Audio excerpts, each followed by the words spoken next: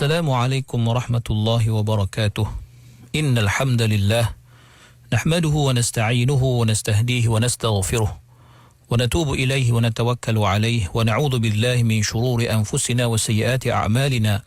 Man yahdihillahu fahuwal muhtadi wa man yudlil falan tajida lahu waliyyan murshida.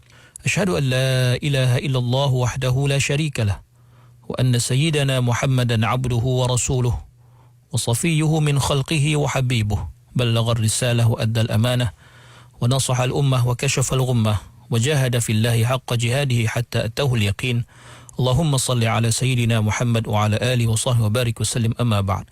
Muslimin muslimat pendengar ikiman dirahmati Allah, marilah sama-sama kita mulakan pagi Jumaat Sayyidul Ayyam yang mulia ini dengan kita merafakkan kesyukuran kehadrat Allah di atas segala nikmat kurniaannya. Dan marilah sama-sama kita buktikan kesyukuran kita itu dengan mentaati segala perintah Allah, melaksanakan segala suruhannya dan menjauhi segala larangannya. Mudah-mudahan Allah Subhanahu wa taala sentiasa memberikan taufik dan hidayahnya kepada kita, dan mudah-mudahan Allah sentiasa golongkan kita dalam kalangan hamba-hambanya yang bersyukur. Muslimin muslimat yang dirahmati Allah, kita masih lagi berada pada ayat yang ke-134 daripada surah Ali Imran.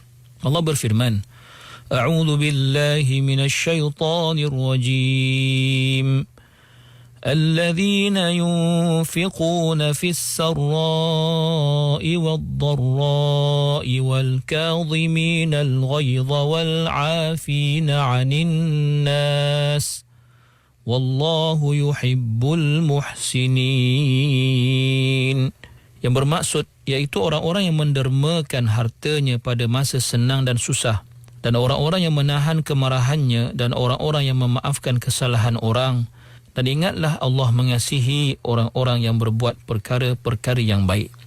Muslimin muslimat yang dirahmati Allah Subhanahu wa taala, kita telah lihat ciri yang pertama yang Allah jelaskan dalam ayat ini merujuk kepada orang-orang yang bertakwa, iaitu alladzina yunfiquna fis sarra'i wad-dharra', orang yang sentiasa menginfakkan sebahagian daripada hartanya dalam segala keadaan, dalam apa jua situasi. Ia sentiasa menjiwai sifat infak fi sabilillah, menginfakkan, menggunakan, membelanjakan hartanya pada jalan Allah Subhanahu wa ta'ala.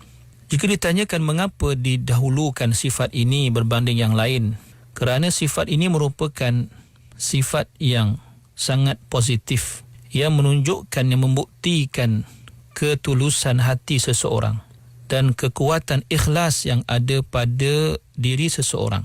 Kerana harta itu adalah sesuatu yang sangat penting dalam kehidupan seseorang, yang sangat sukar untuk manusia bertolak ansur mengenainya.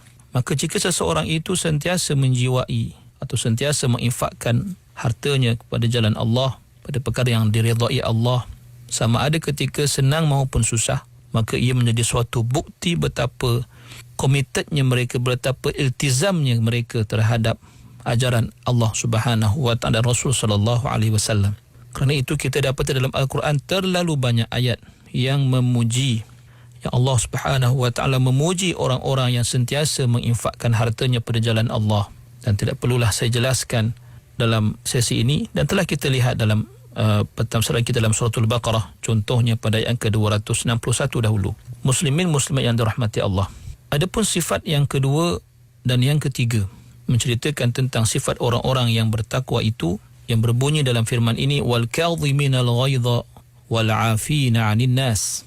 Bermaksud, bersegeralah kamu wahai orang-orang beriman melakukan amal soleh yang akan membawa kamu kepada syurga yang sangat besar, yang sangat agung, yang Allah Subhanahu wa taala sediakan ia bagi orang-orang yang bertakwa, iaitu orang yang membelanjakan hartanya pada jalan Allah dalam ketika dia senang maupun susah, dan orang yang mengawal kemarahannya dan menghalang daripada menuruti kemahuan atau kemarahannya, dan menghalang dirinya daripada melampiaskan kemarahan itu sedangkan dia mampu melakukan, dan juga orang yang memaafkan kesalahan orang yang melakukan keburukan kepadanya. Maka ayat ini Allah menerangkan bahawa orang yang al-kadhimin al-ghaidh ialah orang yang menahan kemarahan, orang yang memastikan agar ia tidak menuruti rasa marah lalu melepaskan kemarahan itu. Maka itulah yang dinamakan sebagai al-kadhimin al-ghaidh, orang yang bersabar dalam menahan kemarahannya. Kerana itu terdapat hadis-hadis yang diriwayatkan oleh para ulama hadis, antaranya seperti mana dalam Al-Bukhari dan Muslim daripada Abu Hurairah radhiyallahu anhu bahawa Nabi sallallahu alaihi wasallam pernah bersabda, "Laisa asy-syadidu bis-sur'ati walakin asy-syadid alladhi yamliku nafsahu 'inda al-ghadab." Bukanlah orang yang hebat itu, orang yang tegas dan berani itu dengan handalnya bergusti, akan tetapi ialah orang yang mampu memelihara atau mampu menguasai dirinya atau nafsunya ketika ia sedang dalam keadaan marah. Terdapat juga hadis daripada Imam Ahmad daripada Harithah bin Qudamah As-Sa'di bahawa beliau bertanya Rasulullah sallallahu alaihi wasallam dengan berkata, "Ya Rasulullah, katakanlah kepadaku sesuatu yang memberi manfaat kepadaku." Lalu Nabi sallallahu alaihi wasallam bersabda kepadanya, "La taghdab, janganlah kamu marah." Lalu Nabi sallallahu alaihi wasallam mengulang-ulangi perkataan la taghdab itu seperti mana ia meminta Nabi menyampaikan kata-kata yang lain pula. Dan hadis daripada Ubay bin Ka'ab bahawa Nabi sallallahu alaihi wasallam pernah bersabda, "Man sarrahu, barang siapa yang suka Allah membinakan baginya binaan di dalam syurga, mengangkatkan derajatnya, maka hendaklah dia memaafkan orang yang menzaliminya dan memberikan kepada orang yang menghalangnya dan menyambung hubungan orang yang memutuskan hubungan tersebut." Dan perlu kita lihat bahawa kedua-dua sifat ini, iaitu menahan marah dan memaafkan orang lain, adalah dua sifat yang sangat mulia apabila sesuatu itu berkaitan atau ada kaitan dengan diri manusia. Adapun sekiranya perkara yang dilakukan, perkara buruk itu dilakukan berkaitan dengan agama, contohnya seseorang manusia yang menceroboh kemuliaan dan kehormatan agama, kemuliaan Allah Subhanahu wa taala, maka dalam hal ini atau situasi itu wajib kita merasa atau wajib kita memarahi orang tersebut kerana ia adalah menceroboh ataupun mencemarkan agama Allah Subhanahu wa taala. Maka ia tidak termasuk dalam apa yang kita sebut tentang sifat menahan kemarahan maupun memaafkan manusia.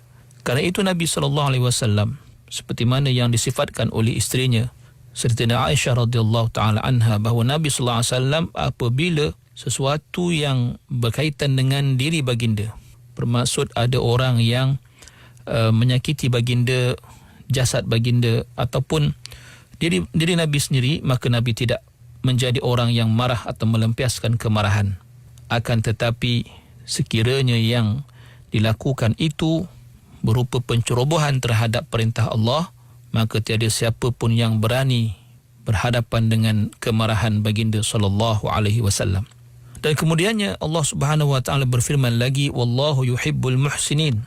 Allah Subhanahu wa taala itu sentiasa suka dan mengasihi hamba-hambanya yang melakukan kebaikan.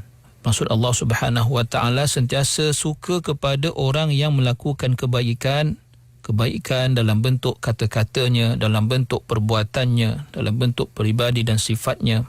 Maka mereka itu termasuk dalam golongan al-muhsinin. Manakala sifat yang keempat daripada sifat-sifat orang muttaqin, orang yang bertakwa yang Allah Ta'ala sebut dalam ayat seterusnya pada ayat yang ke-135 daripada surah Ali Imran, Allah berfirman, A'udzu billahi minasyaitonir rajim. والذين إذا فعلوا فاحشة أو ظلموا أنفسهم ذكروا الله فاستغفروا لذنوبهم ومن يغفر الذنوب إلا الله ولم يصروا على ما فعلوا وهم يعلمون. Dan juga orang-orang yang apabila melakukan perbuatan keji atau menzalimi diri sendiri, mereka segera ingat kepada Allah lalu memohon ampun akan dosa mereka. Sememangnya tidak ada yang mengampunkan dosa melainkan Allah, dan mereka juga tidak meneruskan perbuatan keji yang mereka telah lakukan itu. sedang mereka mengetahui akan salahnya dan akibatnya. Muslimin muslimat yang dirahmati Allah, kalimah fahisyah pada asalnya bermaksud sesuatu yang melampaui batas, keburukan yang melampaui batas. Adapun maksud fahisyah dalam ayat ini ialah sebarang perbuatan yang sangat buruk seperti zina, seperti mencuri dan seumpamanya daripada dosa-dosa yang besar. Maka ayat ini bermaksud dan digabungkan dengan ayat yang sebelum ini, bersegeralah kamu wahai orang-orang yang beriman menuju kepada syurga Allah yang luasnya seluas langit dan bumi, yang Allah sediakan bagi orang-orang yang bertakwa dalam kalangan kamu, yang sifat mereka ialah mereka sentiasa menginfakkan harta mereka pada jalan Allah dalam setiap keadaan, dalam keadaan suka maupun derita, dalam keadaan gembira maupun duka cita, dan mereka juga sentiasa nahan dan mengawal kemarahan mereka. Mereka juga mempunyai sifat pemaaf, mengampunkan dan memaafkan kesalahan orang lain kepada mereka. Dan mereka juga apabila melakukan perbuatan yang buruk atau melakukan dosa, mereka akan segera ingat kepada Allah Subhanahu wa taala. Akan segera ingat akan kehebatan dan kebesaran Allah, akan segera ingat akan azab yang dijanjikan Allah buat orang yang berdosa, akan segera ingat akan penghisaban di hari akhirat buat orang-orang yang berdosa pada hari kiamat. Lalu mereka segera meminta ampun kepada Allah terhadap dosa-dosa mereka, bertaubat kepada Allah dengan taubat nasuha. Muslimin muslimat dirahmati Allah, Al-Imam Fakhruddin Ar-Razi menyatakan bahawa dalam kita memahami ayat ini dan ayat yang sebelumnya, terdapat dua pendekatan. Yang pertama ialah apabila Allah Subhanahu wa taala menyifatkan syurga bahawa ia disediakan bagi hamba-hamba yang bertakwa, Allah jelaskan bahawa orang yang bertakwa itu terbahagi kepada dua. Bahagian pertama ialah orang yang sentiasa melakukan ataupun orang yang bersegera melakukan taat dan ibadah, seperti disifatkan orang yang menginfakkan hartanya pada jalan Allah, orang yang menahan kemarahan, dan orang yang memaafkan manusia, memaafkan kesalahan orang lain kepadanya.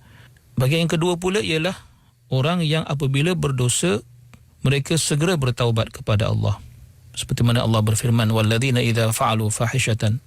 Bermaksud Allah Subhanahu wa taala jelaskan bahawa kumpulan yang kedua ini ataupun kategori yang kedua ini adalah sama seperti kategori yang pertama dalam menyatakan mereka inilah orang-orang yang bertakwa. Adapun pendekatan yang kedua pula, kata Imam Fakhruddin Ar-Razi, bahawa dalam ayat yang pertama, itu ayat yang ke-134, terdapat hukum iaitu sunnah, suatu yang digalakkan ataupun menjadi sunnah membuat kebaikan kepada orang lain. Dan dalam ayat yang kedua ini pula, iaitu ayat yang ke-135, ialah membuat kebaikan kepada diri sendiri. Kerana orang yang berdosa apabila bertaubat, maka taubatnya itu adalah juga termasuk dalam ihsan, dalam berbuat baik.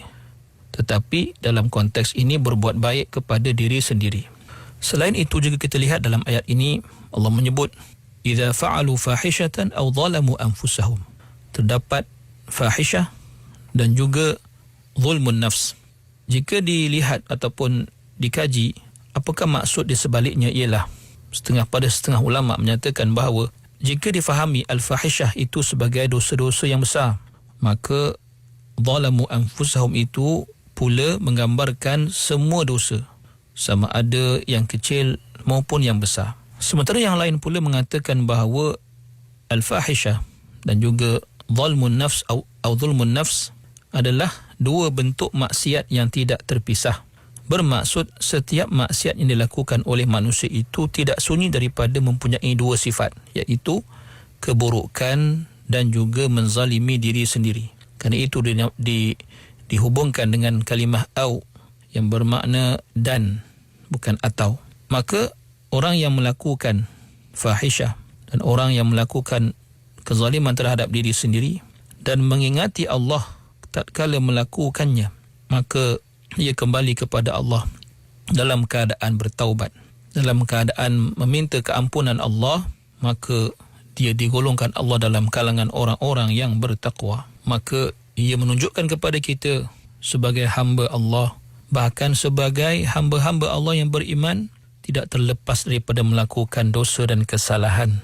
Dan sebagai bukti ketakwaan kepada Allah, hendaklah kita tidak menangguhkan taubat, tidak menangguhkan kembalinya kita kepada Allah dengan penuh khusyuk dan khudu' dan permintaan agar Allah mengampunkan segala dosa kita.